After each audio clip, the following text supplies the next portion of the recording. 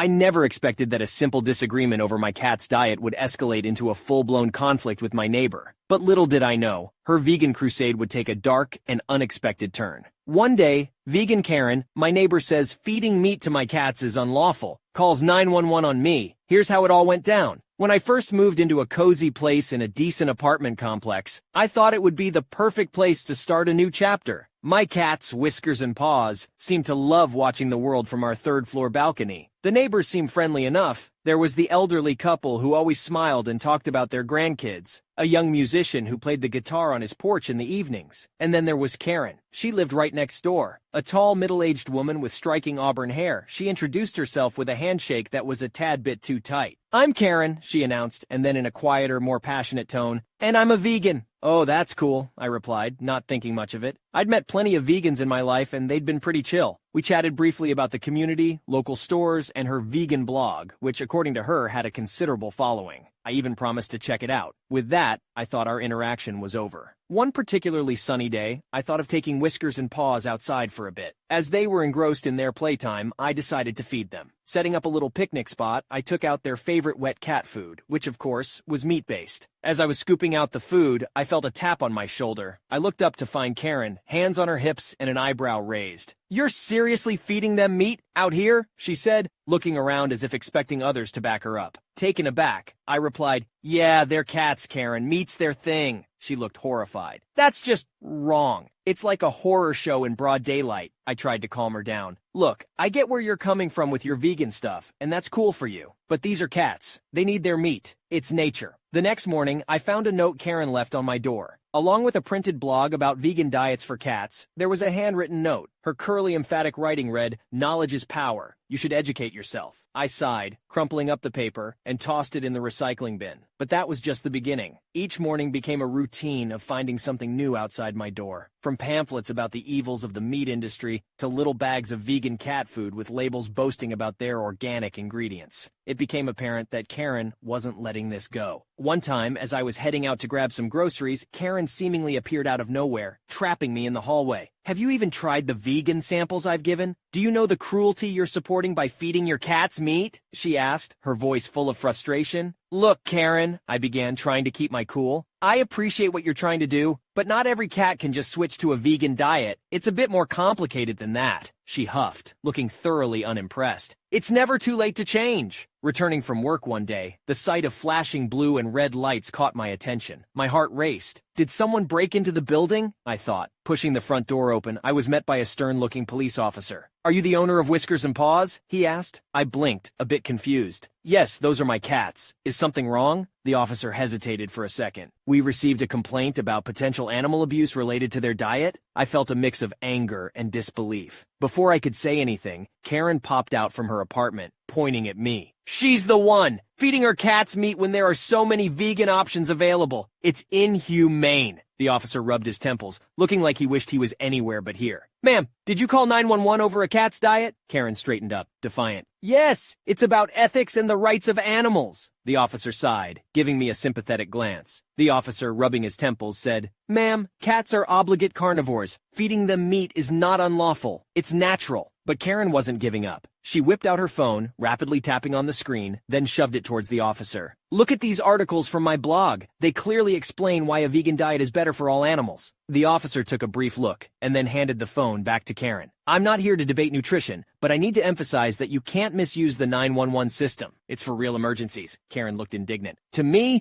this is an emergency." Sighing, the officer made a note on his pad. "Just a warning this time, but please refrain from using emergency services for personal disputes." He then turned to me with an apologetic smile. "I'm sorry for all this. Ensure your cats are well taken care of, all right?" "I always do. They're like family," I responded, still a bit shaken by the entire episode. Over the next few weeks, our apartment building was filled with hushed whispers and giggles. Apparently, word got around fast about Karen's 911 call, and while I tried to stay out of it, it was hard not to smirk when passing her in the corridor. But like all stormy clouds, Karen's obsession with my cats eventually passed. And surprisingly, she found another pet project. Quite literally. One day, as I was heading out, I saw her cradling a fluffy white rabbit. "Meet Snowflake," she announced proudly. "Totally vegan. Just like me, I smiled, nodding. Good for you, Karen. It became evident that while Karen's heart might have been in the right place, her methods could be a tad extreme. But hey, every apartment complex needs its quirky neighbor, right? And in the end, we both found our own paths to happiness. Hers filled with leafy greens and mine with the content purrs of whiskers and paws.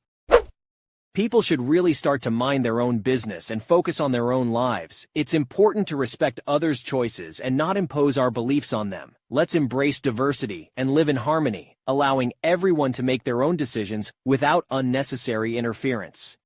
I never imagined that inheriting my childhood home would ignite a bitter family feud, leaving my father on the verge of homelessness. With the weight of memories and a legacy to protect, I knew I had to stand my ground. Little did I know, the battle that awaited me would test the limits of loyalty and forgiveness. Here's how it all went down. I am a 30-year-old female and my father is 64 years old. We have historically had a rocky relationship. My parents divorced when I was 5, and he married the woman he cheated on my mother with. I was an only child, and she had 4 kids from a previous marriage. During my childhood, most of my time dedicated to my father was spent with my paternal grandparents due to their divorce. Every 2 weeks and for 42 days during the summer, I would visit them in a different state. I treasured the moments I had with them, as they always provided me with support. I remember the early days of my father's new marriage. It wasn't all sunshine and rainbows. One Christmas stands out in particular. I was excited, as always, about the gifts, but my stepmom seemed a bit on edge. "These aren't equal," she said, looking at the pile of gifts my grandparents got us. The next thing I know, she's demanding that they return to the store to even things out for her kids. And get this, she even took a couple of gifts from my pile, ones intended for her youngest child. I tried to hide my disappointment, but man, that stung. But that wasn't the worst of it. Many times, I'd sit on my mom's sofa, backpack packed and ready to spend some quality time with my dad.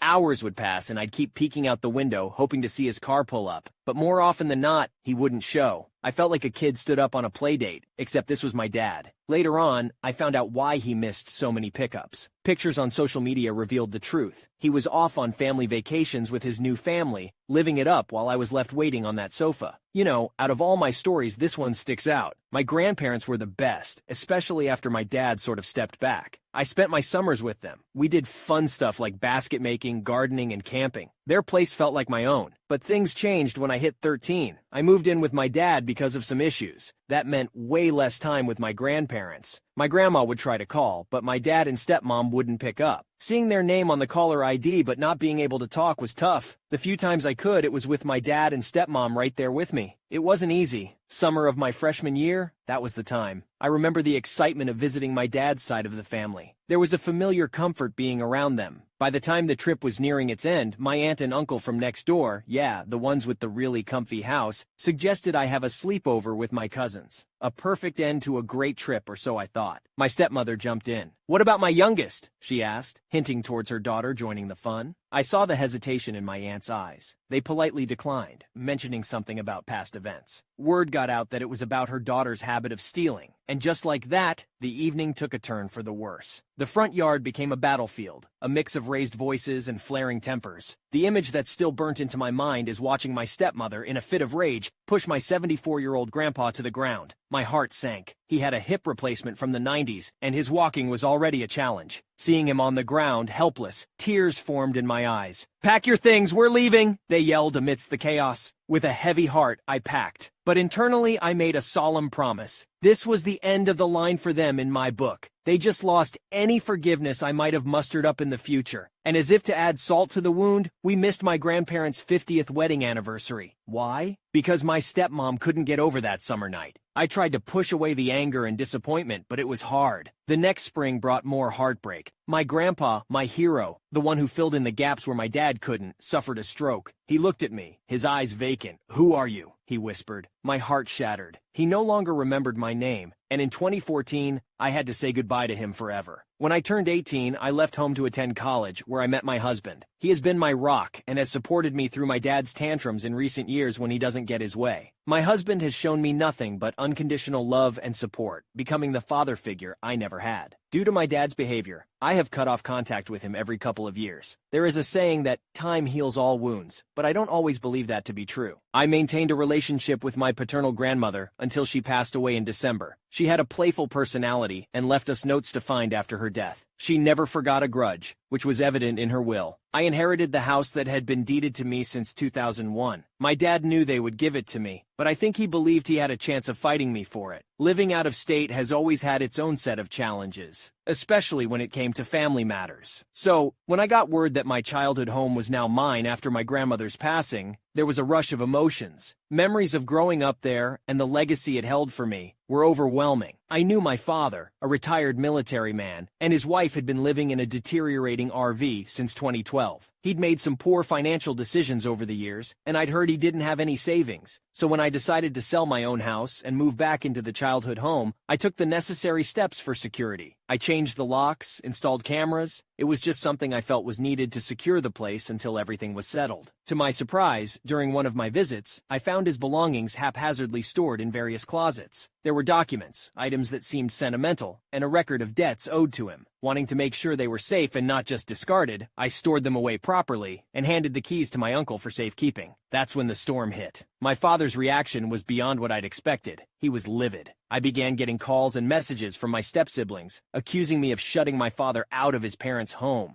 It felt like a coordinated attack. When my father finally called, the sound of his voice, broken and tearful, was tough to hear. But years of witnessing how he treated his family, including my grandparents, had left me with little sympathy. If they wanted you to have this house, they would have left it to you, I retorted coldly, anger evident in my voice. I reminded him of the way he had often been distant, sometimes even unkind to his own parents. Now, with the estate's legalities almost settled, I know that he's cornered. Any land that he does end up with will still bear my name. It's a complex situation, with raw emotions on both sides. But this house, this legacy, I'm determined to protect. I would prefer to share my childhood home with my daughter and enjoy the nostalgic aspects it offers, even if it means my father may end up without a home.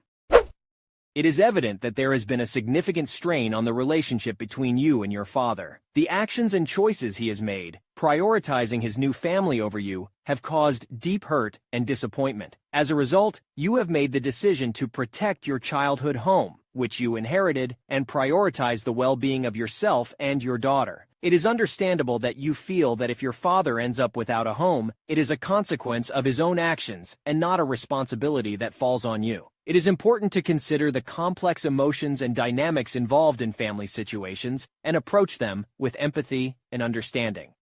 I teach Kenpo Karate as a second-degree black belt. I have an assistant named Kira, who is a first-degree black belt herself. Although I don't own the gym, my instructor does. As he has gotten older, Kira and I handle the younger classes, while he focuses on the business side of things and the adult class. We offer 3 classes: kids class, ages 5, 10, intermediate class, ages 11, 15, and advanced class, ages 16 and above. After the kids class is ended, a woman enters with her 13-year-old son. She expresses her son's interest in taking karate lessons. I greet her and guide her to sit down with my instructor to complete the necessary waivers and take measurements for her son's GI. Other students file in for the intermediate class, and Kira and I get down to business. I take the bulk of the class, around 15 kids, while Kira goes with the new student one-on-one to teach him basic strikes and stances. Not 5 minutes later, I hear Kira upset, telling the new boy to do 10 push-ups. Why? He called Kira, who is essentially a volunteer, a jerk. Karen, the mother, stands up and says her son can't do push-ups because she doesn't want him to get sore. Kira allows him to do modified push-ups on his knees. However, just 5 minutes later, Kira makes him do 20 more push-ups as a consequence for calling her a derogatory term. It's important to note that Kira is in her early 20s and the boy is 13. Additionally, there are other parents and kids present, making the situation wholly inappropriate. I approach Kira and ask her to switch places with me. As she complies, she gives me an incredulous look and silently mouths, "What the heck?" I then approach the boy and inquire about why he insulted my assistant Kira. He responds by saying that he doesn't like girls. When I probe further, he explains that he only listens to his dad or other boys. "He won't listen to me at all. He needs some discipline," the mother confirms, chuckling. It's as if raising a monster is something to laugh about. "When do I get a black belt like you have?" the boy asks. Mind you, he's been punching the air the entire time. This boy is aggressively hyper. "Well, it takes quite a while. I've been training since I was 5 and earned my black belt at 21, so it took me a while," I respond. The boy, his face flushed and sweaty from shadowboxing, insisted on getting a black belt immediately. His mother approached me and whispered, asking if I could give him one just to make him happy. I explained that belts are earned, and we are not a belt factory. she persisted, mentioning her willingness to pay extra. However, I reiterated that we only award belts when they are earned through hard work and dedication. After several minutes of arguing and conversing without making any progress, Karen snaps at me. "I paid you to give my son a black belt!" She stands up and points a finger in my face. The suddenness of it makes me reflexively take a step back. "Hey, chill out, lady!" Some of the other parents chime in. Before I can reply to Karen, I hear a loud commotion behind me. I hear more parents and students shouting. I turn and see a new boy smacking and hitting a girl in the class.